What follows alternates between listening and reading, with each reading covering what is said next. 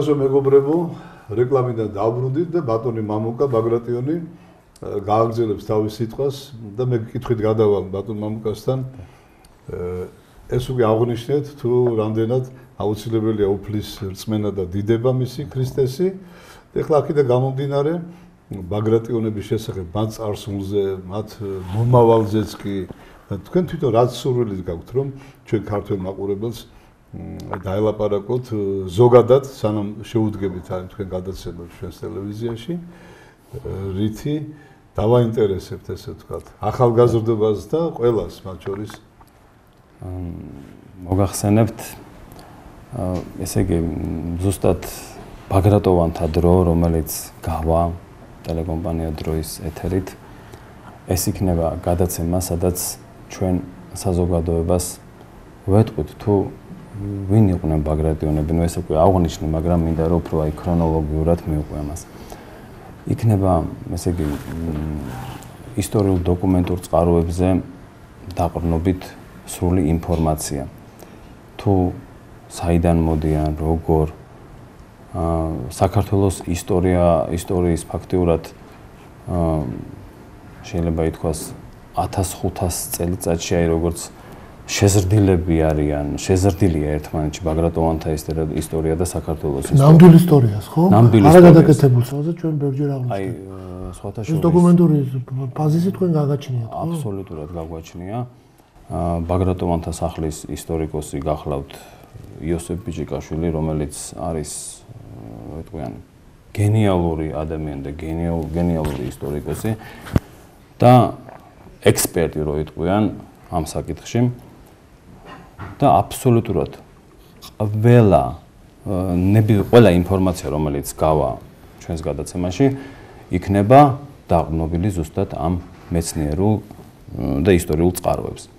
აგრეთვე ჩვენ მივაწოდებთ საზოგადოებას ინფორმაციას წმინდა მეფეების შესახებ, საგმირო საქმეებს, თუ აგრეთვე გვინდა რომ საზოგადოებამ გაიცნოს დღეს ბაგრატიონები ვინ არიან. მე ერთ ინფორმაციას გეტყვით რომ მთელ მსოფლიოში არის 168 ბაგრატიონი. მეტი არ არის. ამ 168 ბაგრატიონში შედის ქალბატონებიც, ბავშვებიც, მამაკაცებიც.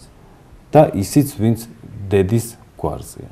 წარმოიდგინეთ რა მცირე ნაწილია და ესეც დიდი პრობლემაა საქართველოში, რომ ანუ დაახლოებით 800 ბაგრატიონი, რომელიც არ ეკუთვნის ბაგრატიონების გენეალოგიურად და გენეტიკურად არ არიან ბაგრატიონები. მაგრამ რაღაც გარკვეული მოგეხსენებათ ისეთი პერიოდი იყო, რომ ძალიან ბევრმა აიღო ეს გვარი და აი გვინდა რომ ზუსტად გამოვსახოთ ის, რომ აი უწმინდესი სიტყვებს ვიტყვი. მან კურთხევა მისცა ბაგრატიონებს, მოგცა რომ მომხდარიყო გაერთიანება. ზუსტად ამის გათვალისწინებით 1995 წელს შეიქმნა ბაგრატოვანთა სახლი, რომლის წინამძღოლიც გახლდათ იმერეთის მეფის პირდაპირი შთამომავალი ქალბატონი ნინო ბაგრატიონი იმერეტინსკი და 2009 წლამდე ის გახლდათ ამ ბაგრატოვანთა სახლის წინამძღოლი. ამის შემდეგ როდესაც ის ქალბატონი ნინო გარდაიცვალა, ბაგრატოვანთა სახლის წინამძღოლი გახდა მის სამეფო-უმაღლესობა ბატონიშვილი ნუგზარი ბაგრატიონი გრუზინსკი. და დღემდე ხელმძღვანელობს ბაგრატოვანთა სახლს. და თავარი მიზანი, რაც ესე რო ვთქვათ, უწმინდესმა გთხოვა და მოგცა კურთხევა, იყო გაერთიანება. ეს გაერთიანება მოხდა. განისაზღვრა, რო ვიტყვიან, დინასტიური კანონები, ყველაფერი ჩამოყალიბდა ბაგრატოვანთა სახლის მემორანდუმი არსებობს, რომელსაც ბაგრატონების უმრავლესობა აწერს ხელს და ესე იგი საზოგადოებას გავაცნობთ ზუსტად აი რას ნიშნავს დინასტიური კანონი, თანამედროვე მსოფლიოში აი როგორ არის საერთაშორისო სამართალი და რას ნიშნავს კონსტიტუციური მონარქია, რას ნიშნავს როგორ ცხოვრობენ ეს ქვეყნები, რა პრინციპები აქვთ. აგრეთვე მივაწოდეთ ინფორმაციას თუ აი მაგალითად საქართველოში რა წყობაც არ უნდა იყოს საერთაშორისო სამართლის მიხედვით სამეფო ოჯახი და ბატონიშვილი ინარჩუნებს ესე იგი ეს არის ფაქტურად de jure მეფე, სუზერენი მეფე. და კონსტიტუციური მონარქიისგან განსხვავებით, კონსტიტუციური მონარქია როცა არის ქვეყანაში, იქ 4 კანონს იყენებს, 4 უფლებას და როდესაც de jure-ა, ამ შემთხვევაში 2 უფლება აქვს. ამაზე კონკრეტულად უკვე ჩვენ გადაცემის დროს ვისაუბრებთ თავისი წყაროებით, თავისი მასალებით და რაც ყველაზე მთავარია, დღესდღეობით ვინც არიან ბაგრატიონები, აი ჩვენ გავაცნობთ ამას საზოგადოებას, ბაგრატ ჩვენ დინასტიის წარმომადგენლებს, რომლებიც მოღვაწეობენ და რო იტყვიან დღესდღეობით ისე იმდენად არ ჩანან, მაგრამ საკმაოდ ბევრ კარგ საქმეს აკეთებენ. და გეტყვით აგრეთვე აი რო იტყვიან სრული ინფორმაცია ბაგრატიონების შესახებ აი ქრონოლოგიურად იქნება დალაგებული ამ გადაცემაში. აგრეთვე ჩვენ მოვიწვევთ სასულიერო პირებს, მოვიწვევთ მეცნიერებს, რომლებიც ისაუბრებენ ამის შესახებ და საზოგადოებას აუხსნიან უფრო ღრმად და უფრო პროფესიონალურ ენაზე ამ ყველაფერს. ანუ ამ გადაცემის მთავარი მიზანი იქნება ეს, რომ ობიექტური ნამდვილი ინფორმაცია, რაც არის ბაგრატიონებზე, ეს მივაწოდოთ. იმიტომ რომ ფაქტიურად პირველად ხდება ეს, რომ ამ დინასტიაზე, რომელიც მსოფლიოში ერთ-ერთი უძველესი დინასტიაა, მხოლოდ და მხოლოდ აი რო ვიტყვიან იაპონიის დინასტიას ვეპა ეკრებით, ეს რომელია პირველი, ის უფრო ხანგრძლივია თუ ჩვენი. ხო, აი ამაზე იქნება სრული ინფორმაცია. ბატონო, თქვენ საკმაოდ ინფორმირებული ხართ, როგორც ტელემოყურებელი, რომ ეს ტელევიზია ფაქტურად მამა გაბრიელის ტელევიზიად იწოდება. ხო? და სიცოცხლის ბოლომდე ასე იქნება ეს. ხო, სანამ ხედავთ იქნებით ამ ტელევიზიაში. ეხლა აქედან გამომდინარე, თქვენ ისიც გაგიგიათ, როგორ ესე იგი უყურებდა მამა გაბრიელი ამ თემას, ასე ვთქვათ, უფლისგან გამომდინარე დათო უფრო ლამაზადაც სიტყვის ამას მე მინდა ჩაგეკითხოთ, ასე ვთქვათ, რა მდგომარეობა თვით ამ საგვარეულოში ესე იგი ინდივიდუალურ და ერთობლივ გახილვით თუ შევხედავთ ამ ესე იგი ამ თემას იმ დამოკიდებულებისადმი, როგორც მამა გაბრიელმა წარმოაჩინა, რომ ასე იგი ქართველი ბაგრატიონები უნდა არა ისტორიული რაკურსით იყვნენ, როგორც თქვენ თქვით, ქრისტე მათ შორის უნდა ქრისტე უნდა იყოს და ესენი პირველი და გაუძღვებოდნენ ერს ქრისტეს სიყვარულში და მაგალითს უნდა აჩვენებდნენ დათომას ბევრჯერ ახსენა. აი როგორი დამოკიდებულება აღარ უტაქტობობაში ნუ ჩამომართოთ, მაგრამ აღარ ვიკითხავ ხა ყველა არის თუ არა ასე იგი მართლმადიდებელი ყველა არის თუ არა ესეთი მორწმუნე, როგორი სიტუაცია ამ კუთხით და გაქვთ თუ არა ინფორმაცია გაბრიელ ბერის აი დანატოვარისა, რომ მეფე სანამ არ გეყოლებათ, არაფერი არ გეშველებათ. მაშინ ამოვთხაროთ ბატონ დავით უკეთესად ეთქვის ბატონ დავით როგორ თქვა მამა გაბრიელმა გააგზავნეთ დაწყებული გაქვს. მაშინ ამოვთხაროთ თამარ მეფე და დავით აღმაშენებელი არ ყოფილან ისინი საჭირო. თუ მეფე არ უნდა ერთ საფლავიდან ისთვის ყოფილან საჭირო. იმიტომ რომ მიდგომა ხა ერისში გასაგებია როგორ მიდგომა და თუ ათვიცნობიერებენ თვითონ გვარიშიგნით და იმასაც თუ ათვიცნობენ, მაგრამ დავამატებ რომ უფალი თვითონ გამოაჩენს ვინ იქნებაო მეფე რომ იქნება ეს ფაქტია ხა ამას უფლის ჩვენი წოდები მარტო თუ დაგვიყავს ჩვენ სხვა ვერაფერი, მაგრამ თუ ჩვენ მოვინანიებთ ნეველთა გზით და უფალს შევედრებით, გამოჩნდება ჩვენი მეფე. ეს ამაზეც ბევრჯერ გვისაუბრია თქვენი აზრით. აი მე გეტყვით რომ სხვათა შორის ბაგრატიონებს აქვთ არაჩვეულებრივი ერთი თვისება, აი გამოკვეთილი, რომ ყველანაირად ერიდებიან, აი ცდილობენ რომ რაღაც იცით უფრო დაფარულში იყვნენ და დაფარულში იმოქმედონ. იმიტომ რომ აი იმხელა პასუხისგებლობას გრძნობენ საკუთარ თავში, რომ ესე იგი რასთან აქვთ საქმე. ერს უნდა მოუვარო. ისინი უნდა იყვნენ ეხლა ამ ეტაპზე კონსტიტუციურ მონარქიაზე და ვთქვათ სამეფოს აღდგენაზე როგორც მამა გაბრიელი ბრძანებს ეს ჩემთვის არის უკვე კანონი და ფაქტობრივად რასაც იძახის ის ისე იქნება და ისე მოხდება მაგრამ მინდა ეს აღვნიშნო რომ მოამზადებთ ვთქვათ ტახტი რას ნიშნავს ანუ პირველ რიგში ვფიქრობ მე რომ სწორი ინფორმაცია ბაგრატიონების შესახებ ის რომ აი ბაგრატიონები ვთქვათ დაფარულში რა საქმეს აკეთებენ, როგორ აკეთებენ, როგორ ცხოვრობენ და იცით ისე გადაცემაზე უფრო ჯობს რომ მე მგონი ზუსტად გიპასუხოთ შეკითხვაზე. დიდ პასუხისგებლობას გვწნობენ. საკმაოდ ისეთი პერიოდები გაიარეს რომ მაგალითად ეშინოდათ კიდევაც თქმა იმისი ვისი წარმომადგენლები იყვნენ. სრული ქაოსი იყო, აი რა მხრივ ვიძახი სრული ქაოსი რომ აი 90-იანი წლებამდე რო იყვნენ, აი 90-იანი წლებამდე ყველანი ცდილობდნენ, აი მე ხა ისეთი ჩემ პაპებისგანაც მახსოვს რომ აი ჩუმად იყვნენ. თავისთვის ცხოვრობდნენ და ერთ მაგალითს გეტყვით. მამა ჩემს აქვს მოყოლილი რომ პაპა ჩემიო თქვა ისე არ აი როგორი ნასვამიც არ უნდა ყოფილიყო მეტანია რო არ გაეგეთებინაო და ესე იგი უფლისწული ლოცვა რო არ წაეკითხა მეტანიით ის გამორიცხული იყო რომ დასაძინებლად დასულიყო გამორიცხული იყო და ეს იცით აი სულში დევს დღევანდელ დღეს ბაგრატიონები არიან ძალიან აი მორიდებულები ძალიან ფრთხილები არ უნდათ რომ საზოგადოება გააღიზიანონ ყველანაირად ცდილობენ რომ აი იცით ყოველ წამს მოდის აი ძალიან ისეთი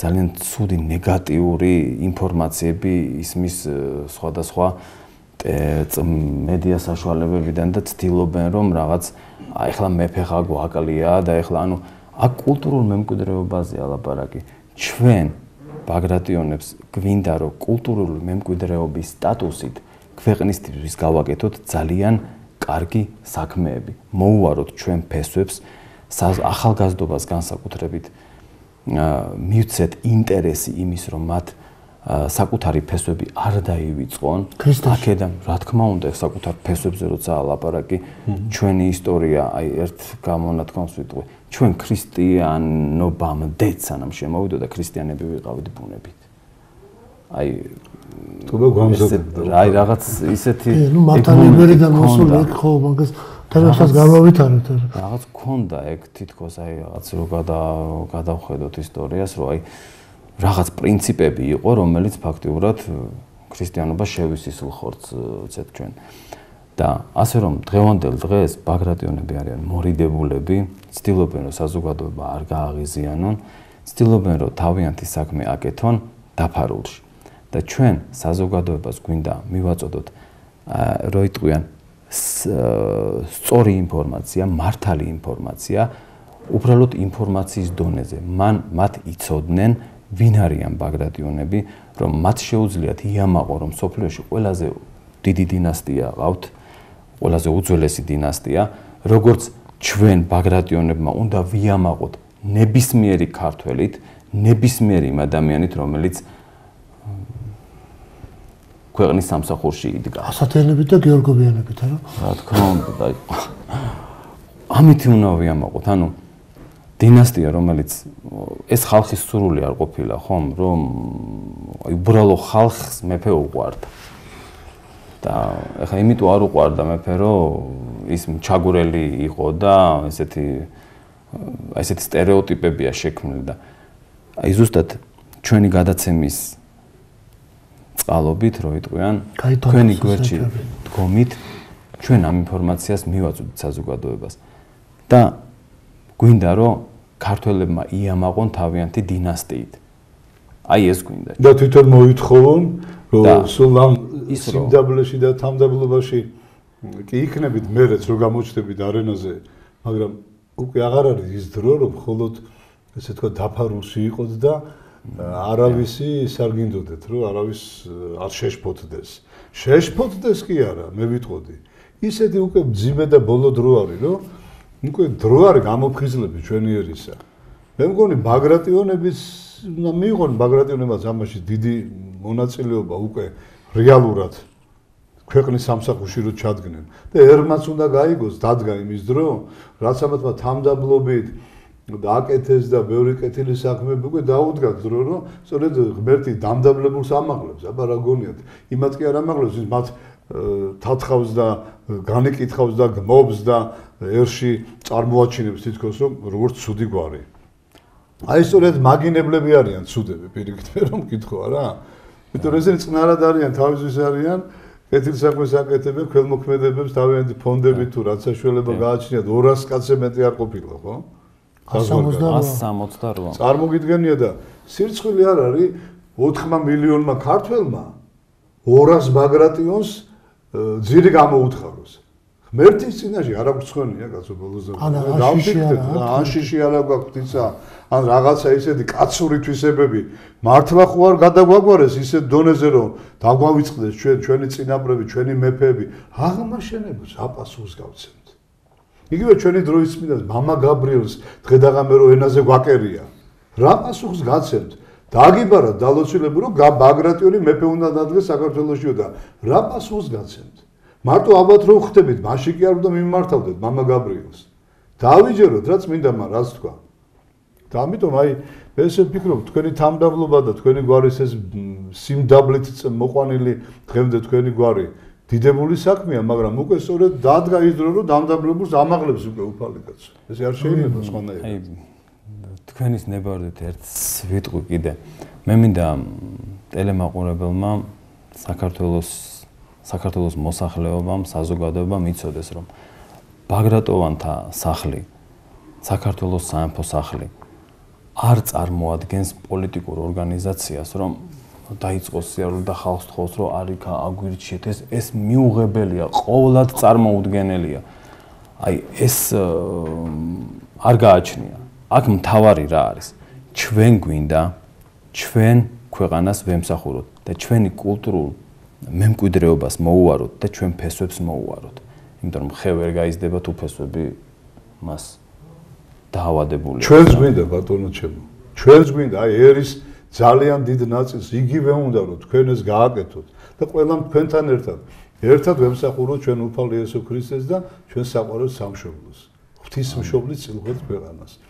ჩვენს გვინდა ესა და მე დარწმუნებული ვარ ის მისია რაც ყველას დაგვეკისრა ეს არის რომ ვისაც ჯერ კიდევ არ უნდა ან არ იცის ხო იმათაც გავაგებინოთ რატომ უნდა უნდოდეთ საბოლოოდ ერის გადარჩენისთვის აი ეს თუ გადარჩენა უნდათ საერთოდ ხო თუ უნდათ რომ ეს ერი გადარჩეს და თუ არა და მაშინ ბატონ დავით ბოლოს სიტყვა როგორც ტრადიციულად ეს კითხვით მიმართავს ხოლმე ამ გადაცემაში და ბრძოლას თელემაყურებლებო სალამ დაიხვეწება ესე იგი გადაცემის ინტერიერი თელის რა ქვია მუსიკთავზე ასე ვთქვათ კონტენტი როგორც უწოდებთ ბატონ მამუკა ჩვენთან ერთად იქნება იმ პერიოდამდე სანამ თვითონ გადაიბარებს ბაგრატიონთა დროს და ჩემი სუბიექტური სურვილი იქნება ბატონ დავითის თუ ხშირად ეყოლება ხოლმე გვერდებით რომ ძალიან უხდებიან ერთმანეთს ეხლა მე ერთი რამ მინდოდა მეთქვა, სწორედ ხო, ეს მინდოდა, ამას მინდა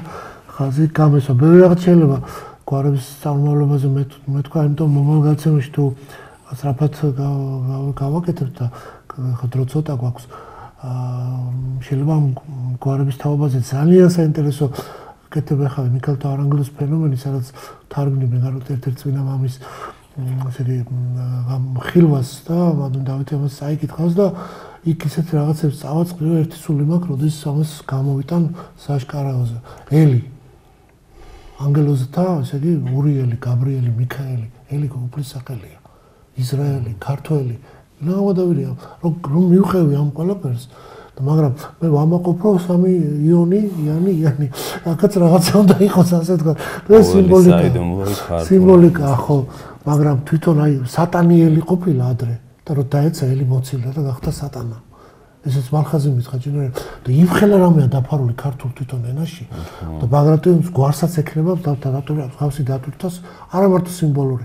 ბატონ დავით მადლობა გადავხადოთ. მადლობა ბატონო მამუკა მობრძანებისთვის და იმედი მაქვს მომავალში ბევრ საინტერესოს მასალებს მოგვიტანთ და ფოტომასალებსაც სხვათა შორის რაც დაუშვათ არც სხვა ტელევიზიით გასულა არც ციგნებში დაბეჭდილებული იქნება მაგრამ ეს იქნება ექსკლუზიური მასალები. ჩემო საყვარელო ძმებო და დებო ჩვენო საყვარელო ქართველო ხალხო და ვინც ამ მიწაზე ცხოვრობს და სიყვარულით არის გამსჭვალული ჩვენი სამშობლოს მიმართ. მოგმართავთ კიდევ ერთხელ ესეთი კითხვით. აბა რას ელოდებით თქვენ? რა დრო უნდა დადგეს ისეთი, რომ ვინებოთ ყველა მერთად და გადავწყვიტოთ ჩვენ სულში და გონებაში და იგივე ჩვენ უწმიდესის კურთხევას გავყვეთ და მოგვინდეს ქართველ ერს ოდესღაც უახლოეს მომავალში, ანუ ისი არ მოკვდეთ, რომ არ ვნახოთ მირონცხებული ქართველი მეფე ტახტზე ჯდომი, რომელიც წაუძღვება ქართველ ერს და უწმიდეს და უნეტარეს ეყოლება როგორც დიდი დამცველი და ფარი მიწაზე. ზემოდან ქრისტე, აქ კიდე მიწაზე მისი ცხებული მეფე, პატრიარქი. და რასაც პატრიარქი კურთხევას გასცემს ღვთის მადლით, იქ მეფე გადახედავს თავის რჩეულ ვაჟკაცებს და ეტყვის, რომ აი ეს უნდა გაკეთდეს. ვინღა იქნება იქ შემწინააღმდეგებელი და მე მაინტერესებს კითხოთ, ვინ ახართ წინააღმდეგი ქრისტესი და მისი ცხებულის მიწაზე. აი დააფიქრდით, მე კი არ გეუბნები დაგვირეკოთ ზარები მე ვარ და მეო. ამას ვერც ერთი ვერც გაბედავთ, მაგრამ დააფიქრდით, ვინ ახართ ქრისტეს მოწინააღმდეგე?